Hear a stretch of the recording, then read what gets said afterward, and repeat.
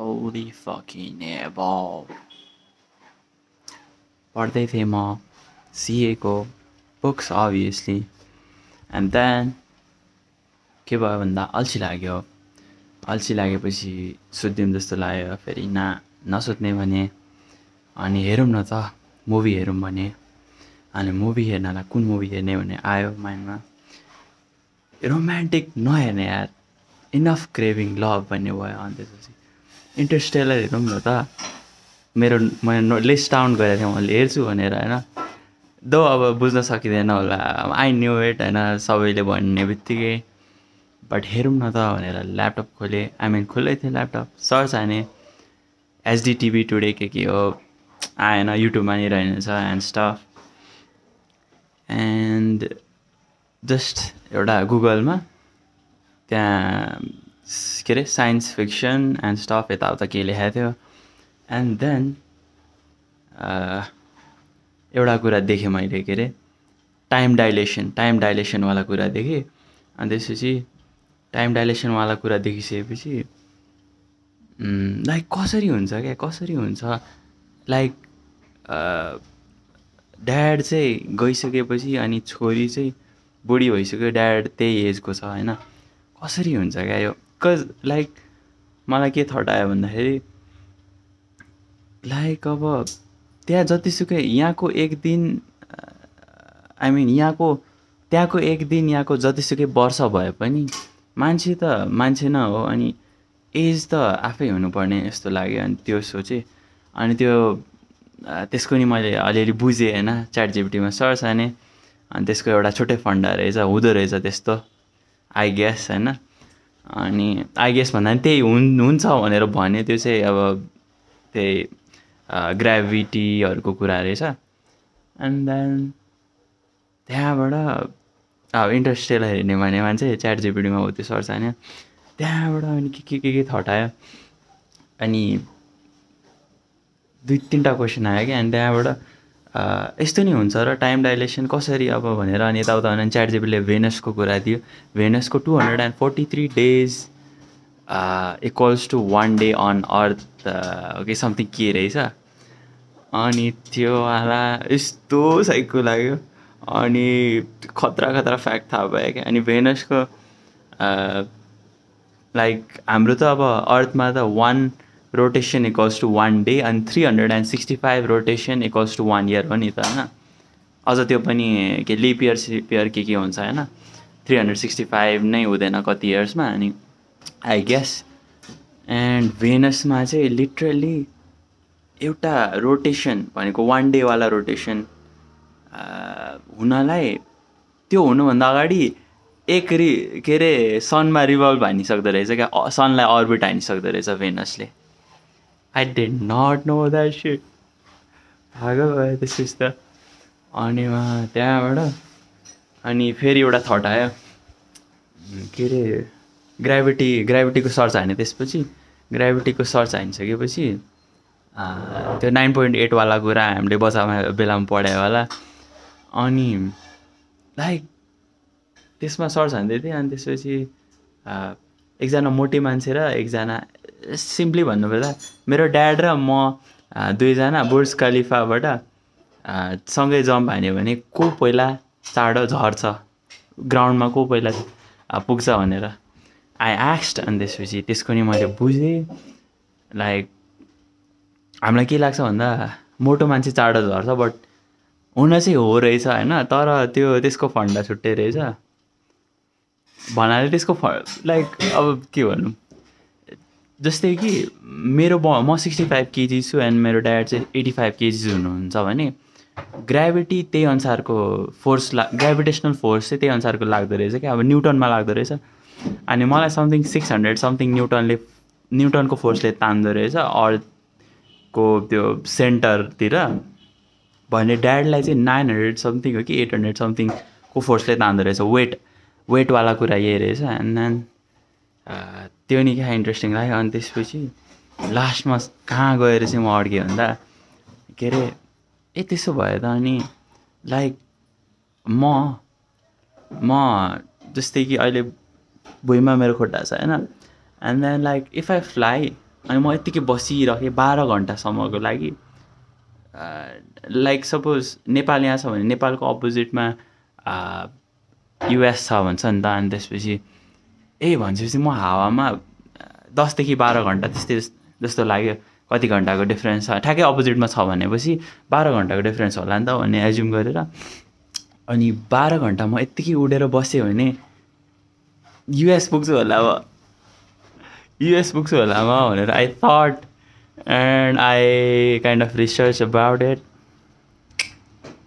त्यस्तो हुँदैन रहेछ। अनि त्यसमा यस्तो रिसर्च हाने एन्ड लाइक के पत्ता लाग्यो भन्दा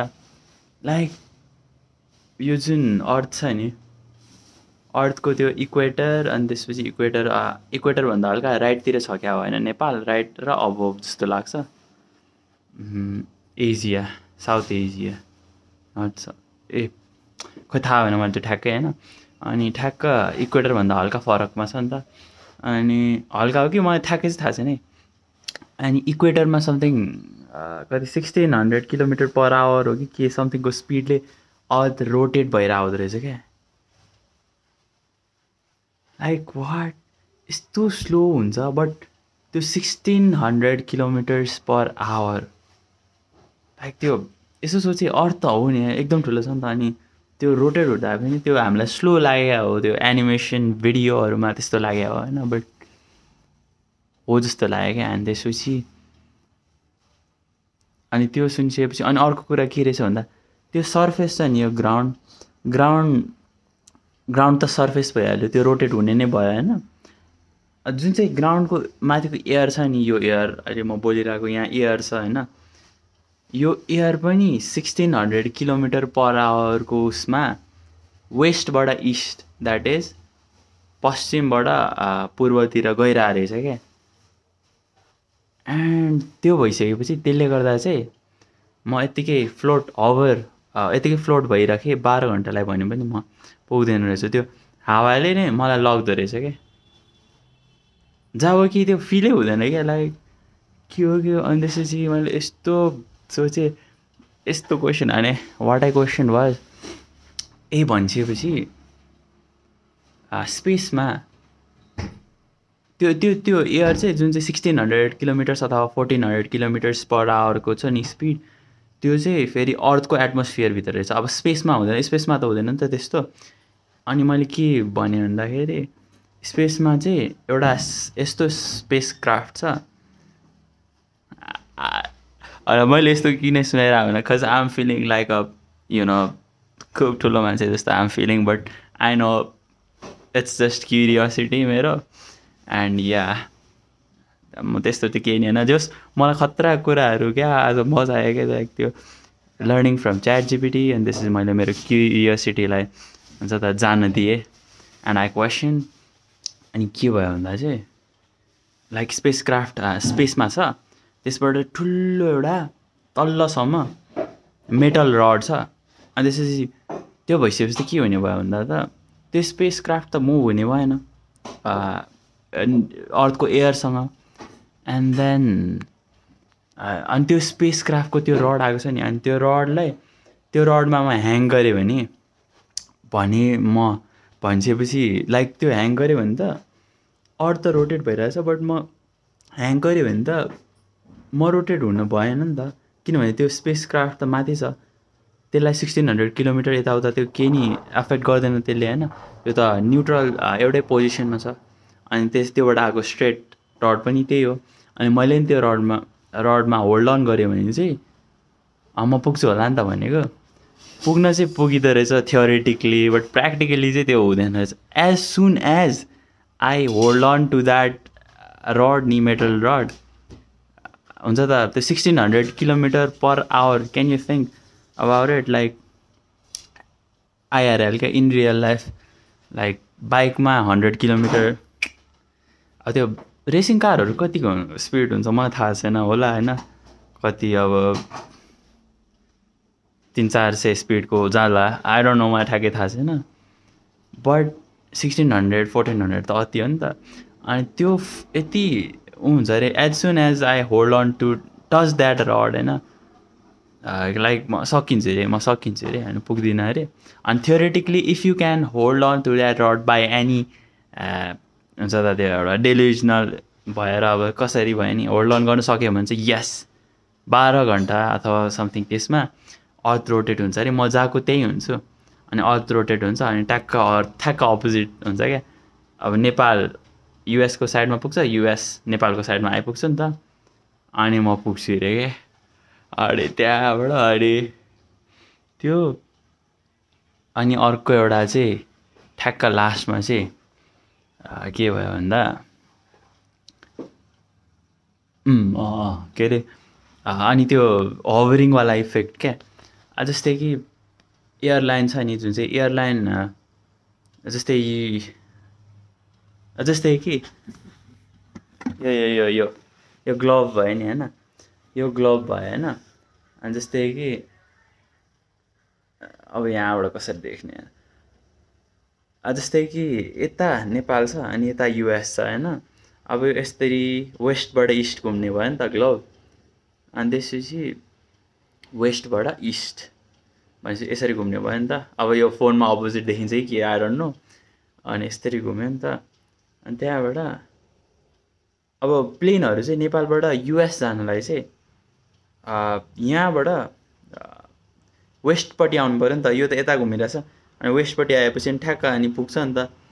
अनि त्यसरी अनि त्यसमा पनि केही फन्डा हुँदो रहेछ यसरी लाइक नर्थतिरबाट आएर अनि वेस्टतिर झर्दो रहेछ समथिङ त्यस्तो के भने त्यो चाहिँ उनीहरूको लाइक सर्टेस्ट डिस्टेन्स हुँदो रहेछ क्या लाइक यसरी सिधै वेस्टमा आउनुभन्दा यसरी आर्क बनाएर सर्कल भन्दो रहेछ अनि त्यो आर्क बनाएर आउँदा चाहिँ यु नो लाइक चाँडो पुगिँदो रहेछ अनि फ्युल यताउता सब त्यो इफिसियन्ट हुँदो रहेछ एन्ड त्यसमा चाहिँ मैले के क्वेसन गरेँ भन्दा नेपालबाट युएस जाँदा भनेको त यो त यता रोटेट भइरहेछ वेस्टबाट इस्टबाट अनि वेस्टबाट इस्ट साइडतिर अनि नेपालबाट युएस जाँदाखेरि यो प्लेन उडिरहेको हुन्छ बट यो त घुमिरहेको हुन्छ नि त यो घुमिरहेको हुन्छ एन्ड मैले अघि के भनेको थिएँ भन्दा जस्तै कि हामी बाहिरबाट एज अ गड्स पर्सपेक्टिभ हेर्दाखेरि चाहिँ लाइक अर्थ घुमिरहेछ होइन अर्थ चाहिँ घुमिरहेछ होइन लाइक गड्सको पर्सपेक्टिभबाट हेर्दाखेरि अर्थ घुमिरहेछ होइन यसरी वेस्टबाट इस्ट होइन अनि यहाँ छ नेपाल यहाँबाट एयरलाइन यसरी अथवा यसरी जसरी भयो मैले चाहिँ यस्तो इक्जाम्पल लिएँ ल सिधै अनि यसरी गइरहेछ नि त अनि यो त रोटेट भइरहेछ अनि यो नि गइरहेछ बट द थिङ इज जुन चाहिँ त्यो 1600 अथवा 1400 किलोमिटर मैले भनेको थिएँ त्यो चाहिँ मैले एक्ज्याक्ट किन नभने भन्दा मलाई नि ठ्याक्कै इक्वेटरमा समथिङ डिफ्रेन्ट हुँदो रहेछ अरू ठाउँमा डिफ्रेन्ट हुँदो रहेछ त्यही भएर 1600 1400 समथिङ त्यस्तै त्यसमा चाहिँ त्यतिको स्पिडमा घुमिरहेछ नि त अनि त्यो एयरलाइन अथवा प्लेन भनौँ त्यो उड्छ प्लेनहरूको speed something 900 kilometre 800 kilometre per hour हुँदो रहेछ अरे भनेपछि त 1600 किलोमिटर पर आवरले घुमिरहेछ अर्थ अनि त्यो प्लेन त 900ले मात्र चलिरहेछ होइन अनि हामीले बाहिरबाट कस्तो देखिनु पर्यो भनेपछि भन्दा त यो नि घुमिरहेछ यो यतातिर आइरहेछ होइन यहाँबाट यता आउनु पऱ्यो नि त यतातिर आइरहेछ बट यो प्लेन पछाडि गएको जस्तो देखिन्छ क्या किनभने 900 भन्दा त 1600 बेसी भयो नि त 1600ले 1600 किलोमिटर पर आवरले घुम्दाखेरि 900 त you know like it's lace अनि त्यो प्लेन यता गइरहेको हुन्छ बट त्यो ब्याकवार्ड गएको जस्तो देखिन्छ भनेर मैले देखिन्छ त भनेर क्वेसन गरेको एन्ड इट्स सेड यस त्यो देखिसकेपछि ब्रो लाइक मेरो पुरा डे आज डे टाइममा फुल टाइम इन्भेस्ट गरेको थिएँ नि समा ओ नाउ आई अन्डरस्टुड भन्ने भयो कि अनि त्यो चाहिँ त्यस्तो अनि भनिसकेपछि